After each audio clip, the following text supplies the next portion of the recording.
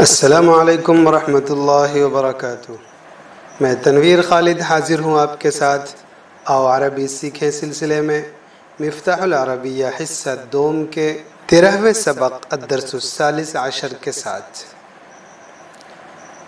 13ویں سبق میں افعال کی مشق کرائی جا رہی۔ اس سے پہلے ہم نے واحد مذکر غائب اور واحد مؤنث غائب، تثنیہ مذکر غائب اور تثنیہ مؤنث غائب کو سیکھا ہے۔ اس سبق میں اس سے آگے ایک قدم بڑھاتے ہوئے ہمارے سامنے جمع مذکر غائب اور جمع مؤنث غائب کے صیغے آئے ہیں، یعنی کسی کام کے کرنے والے وہ ہوں جو متکلم اور مخاطب کے علاوہ ہوں اور وہ دو سے زائد ہوں، چاہے وہ عورت کی شکل میں ہوں چاہے وہ مرد کی شکل میں ہو۔ ان کو ہمیں یہاں پر کیسے استعمال کرنا ہے یہ بتلایا گیا ہے۔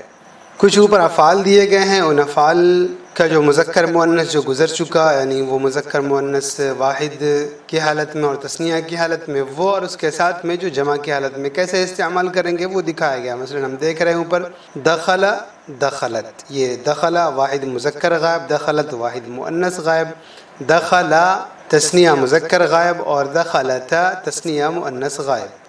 اور اسی کے ساتھ اب اگلا قدم دخلو اور دخلنا، دخلو جمع مذکر غائب اور دخلنا جمع مؤنث غائب۔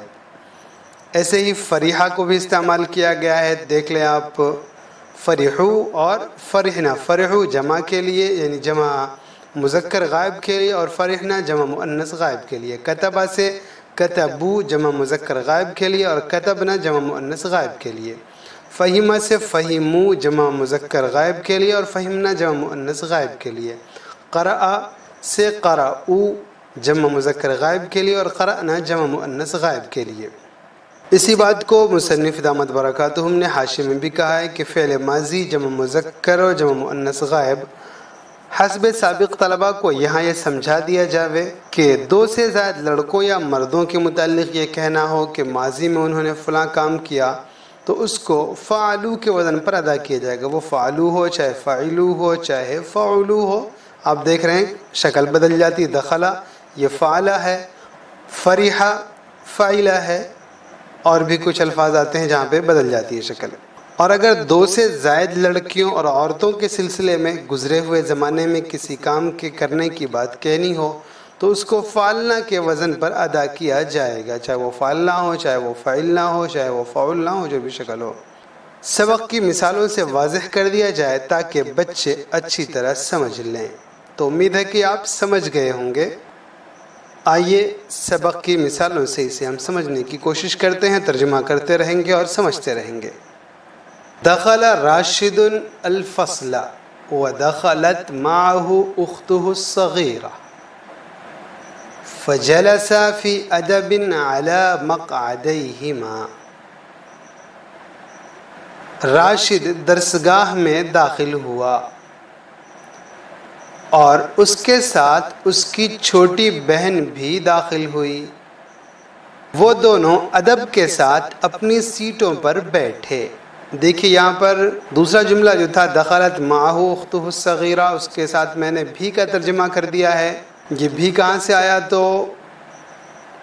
دیکھ رہے ہوں گے آپ کے چونکہ راشد داخل ہوا ہے تو دوسرا جو آئے گا اس کے ساتھ بھی لگا دیا ہم نے۔ واو کا ترجمہ آپ کہہ سکتے ہیں کہ جو عاطف ہے اس بنیاد پر ہم نے اس کا بھی کا ترجمہ کر دیا ہے۔ اور جلسہ یہ تثنیہ آیا دونوں مل کر کے، یہاں پر جو پہلے ایک جگہ پر آئی تھی یہ بات کہ راشد مذکر ہے اور اخت جو ہے مؤنث ہے، لیکن مذکر کو تقریباً استعمال کیا گیا اور پھر جلسہ جو ہے تثنیہ مذکر لایا گیا، جلستا تثنیہ مؤنث نہیں لایا گیا۔ مقعد سے تثنیہ ہے، مقعدین اس کے معنی سیٹ۔ ودخل الطلاب الصغار ودخلت الطالبات الصغيرات ثم قدم الاستاذ العطوف۔ چھوٹے طلباء داخل ہوئے اور چھوٹی طالبات داخل ہوئیں، پھر مہربان استاذ تشریف لائے، پھر مہربان استاذ آئے۔ یہاں پر دیکھیں قدیم الاستاذ کا ترجمہ ہم نے تشریف لائے کیا، بہت بھاری بھرکم سا میں لگتا ہے تشریف، لیکن یہ اردو کا استعمال ہے، اردو میں تشریف لانا یہ سب کرتے ہیں۔ اور عربی زبان میں صرف قدیمہ ہی استعمال کرتے ہیں، اسی کا اردو کے اعتبار سے استاذ محترم ہے، اس لیے ہم ادباً تشریف لائے ہم کہہ دیں گے۔ عربی میں بھی زبردستی سے ہم استعمال کریں تو تفضل بالقدوم اس طریقے کے جملے لا کر کے استعمال کر سکتے ہیں، لیکن زیادہ مشکل ہم نہ بنائیں تو زیادہ بہتر ہے۔ فالطلاب فرحوا والطالبات فرحن بالسلام علیہ ثم كتب الأستاذ الحضور ثم قرأ أحد التلاميذ الكتاب۔ تو طلباء خوش ہوئے اور ان کو سلام کر کے طالبات خوش ہوئیں، پھر استاذ محترم نے حاضری لی، پھر ایک طالب علم نے کتاب پڑھی۔ دوسرے انداز پہ ایک ترجمہ آپ یہ بھی کر سکتے ہیں، ان کو سلام کر کے طلباء اور طالبات خوش ہوئیں۔ یہ بالسلام علیہ جو ہے اس کو دونوں سے متعلق کر دیں گے، الطلاب فرحوا اور الطالبات فرحنا سے۔ یہاں پر دیکھیں فرحو استعمال کیا گیا جمع مذکر غائب اور فرحنا جمع مؤنث غائب، تو یہ آپ سیکھ لیجئے، مصنف دامت برکاتہم نے کہا ہے کہ مشقوں کے ذریعے سے بتلا دیا جائے۔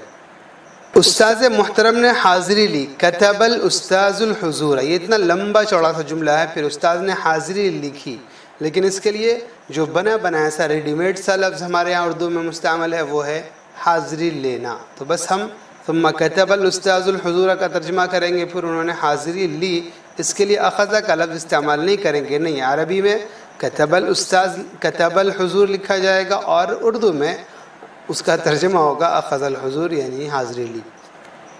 ثم التلاميذ قرأوا الكتاب ثم التلميذات قرأن الكتاب ثم بدأ الأستاذ فأخذ الطبشور۔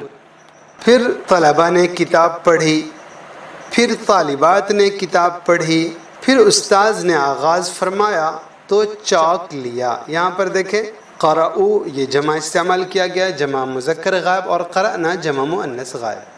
طبشور یہ بہت پہلے آ چکا ہے، چوک کے معنی میں پہلے حصے میں ہی۔ فَكَتَبَ الْأَلْفَاظَ الصَّعْبَةَ عَلَى السَّبُّورَةِ وَشَرَحَهَا فَالتَّلَامِيذُ كَتَبُوا الْأَلْفَاظَ الصَّعْبَةَ فِي الدَّفَاتِرِ۔ تو استاذ نے آغاز فرما دیا تھا اور چوک لے لیا تھا، اس کے بعد کیا کیا پھر، اور بلیک بورڈ پر مشکل الفاظ لکھے اور ان کی وضاحت کی اور ان کو سمجھایا۔ تو طلباء نے کاپیوں میں مشکل الفاظ لکھے۔ دیکھیے یہاں پر شرحہا، شرح الالفاظ الصعبہ، سیدھا سا ترجمہ کرتے ہیں اس کی وضاحت کی، اس کی شرح کی، اسی کو دوسرے لفظوں میں کہتے ہیں ان کو سمجھایا۔ اگر ہمیں یہ کہنا ہو کہ میں نے یہ بات سمجھا دی تو شرحت ھذا القول، میں نے یہ بات سمجھا دی ہے۔ والتلمیذات الصغیرات كتبن الالفاظ الصعبة في الدفاتر ثم شرح الاستاذ الدرس الجدید كله۔ اور چھوٹی طالبات نے مشکل الفاظ اپنی کاپیوں میں لکھے۔ یہاں پر بھی کتبنا استعمال کیا گیا ہے کتبہ سے، یہ جمع مؤنث غائب کے لیے، اپنی کاپیوں میں مشکل الفاظ چھوٹی بچیوں نے، چھوٹی طالبات نے لکھا۔ پھر استاذ نے پورے نئے سبق کو سمجھایا، شرح الاستاذ سمجھایا، اس کی وضاحت کی، الدرس الجدید نیا سبق، اور پورا ہم نے ترجمہ کیا کلہو کا، چونکہ یہ الدرس الجدید جیسے ہے ویسے ہی یہ کلہو بھی ہے، اس وجہ سے دونوں پر نصب آیا ہے، دونوں پر زبر آیا ہے۔ پھر استاذ نے پورے نئے سبق کو سمجھایا۔ فالطلاب فہموا الدرس کلہ والطالبات فہمن الدرس کلہ ونہض الاستاذ من مکانہ۔ تو طلباء نے پورا سبق سمجھ لیا اور طالبات پورا سبق سمجھ گئی، یہ اسی کو دہرایا گیا ہے۔ تھوڑا سا ترجمہ کرنے میں عجیب سا لگتا ہے کہ بات کو دو بار چار بار کر رہے ہیں ہم، لیکن مشق مقصود ہے، اس لیے اس میں ہمیں کوئی دقت اور دشواری نہیں ہونی چاہیے۔ فہمو یہ جمع کو استعمال کیا گیا ہے، جمع مذکر غائب، اور فہمنا یہ جمع مؤنث غائب۔ جب دونوں نے سمجھ لیا تو پھر استاذ محترم اپنی جگہ سے اٹھ گئے، نہض الاستاذ من مکانی، استاذ محترم اپنی جگہ سے اٹھے۔ فالطلاب فرحوا بالسلام علیہ والطالبات فرحن بالسلام علیہ۔ تو طلبہ ان کو سلام کر کے خوش ہوئے. فرحو یہ جمع استعمال کیا گیا، اس سے پہلے بھی آیا اور یہاں پر بھی آیا ہے. اور جانتے ہیں کہ جس چیز سے خوش ہوں گے اس پر با داخل کرتے ہیں، اس لیے سلام کر کے خوش ہوئے. یہ با کا ترجمہ عام طور سے وغیرہ کرتے ہیں، ساتھ کرتے ہیں، لیکن اردو جو ہے ہماری یہاں پر وہ اس کی اجازت نہیں دے رہی ہے کہ ہم ساتھ وغیرہ ترجمہ کریں، اس لیے ہم نے یہاں پر کیا. تو طلبہ ان کو سلام کر کے خوش ہوئے. ان کو سلام کرنے سے خوش ہوئے تھوڑا زیادہ بھاری ہے، اس کے مقابلے میں سلام کر کے خوش ہوئے زیادہ آسان ہے. اور طالبات ان کو سلام کر کے خوش ہوئی. وفی نہایت میعاد المدرسہ الطلاب خرجوا من الفصل والطالبات خرجن من الفصل. نہایت ان کے معنی ختم ہونا، انتہا کو پہنچنا یا آخری حصہ. مدرسے کا ٹائم ختم ہونے پر، یہ فی کا ترجمہ میں کا کرتے ہیں عام طور سے، لیکن میں نے یہاں پر فی کا ترجمہ پر کیا ہے، یعنی علی کی طرح سے.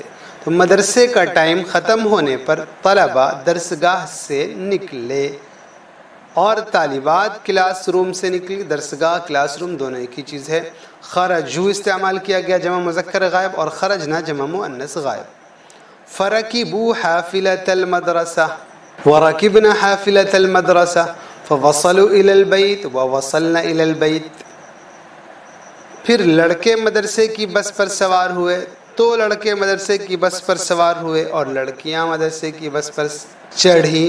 دیکھیے یہاں پر سوار ہونا رکیبہ استعمال کر رہے ہیں، لیکن کسی گاڑی وغیرہ پر چڑھنا جسے بولتے ہیں کہ میں فلاں گاڑی پر چڑھ گیا، ہماری زبان میں عام طور سے گاڑی پر چڑھنے کے لیے، گاڑی پر سوار ہونے کے لیے چڑھنا لفظ استعمال کرتے ہیں کہ اتنے بجے ہم ٹرین پہ چڑھیں گے اور اتنے بجے اتر جائیں گے. تو اس کے لیے کچھ الگ سے نہیں، رکیبہ جو ہے وہی استعمال کیا جائے گا. پھر لڑکے مدرسے کی بس پر سوار ہوئے اور لڑکیاں مدرسے کی بس پر چڑھی. لڑکے گھر پہنچے اور لڑکیاں گھر پہنچی. ایک ہی چیز کو دہرایا گیا ہے، بس ہمیں یہ سمجھانے کے لیے، یہ بتلانے کے لیے کہ استعمال کیسا کیا جاتا ہے. تو یہاں پر ہم نے اس سبق میں سیکھا جمع مذکر غائب کا استعمال اور جمع مؤنث غائب کا استعمال. امید ہے کہ ہم اچھی طرح سمجھ گئے ہوں گے ہمیں کیسے استعمال کرنا ہے واحد مذکر غائب کو، واحد مؤنث غائب کو، تثنیہ مذکر غائب کو، تثنیہ مؤنث غائب کو، اور جمع مذکر غائب اور جمع مؤنث غائب کو. اس سبق سے متعلق تفصیلی ترجمہ موجود ہے جامعالعلوم.org پر. آپ وہاں تشریف لے جا کر سبق ڈاؤن لوڈ کر سکتے ہیں. اجازت دیں، والسلام علیکم ورحمۃ اللہ وبرکاتہ.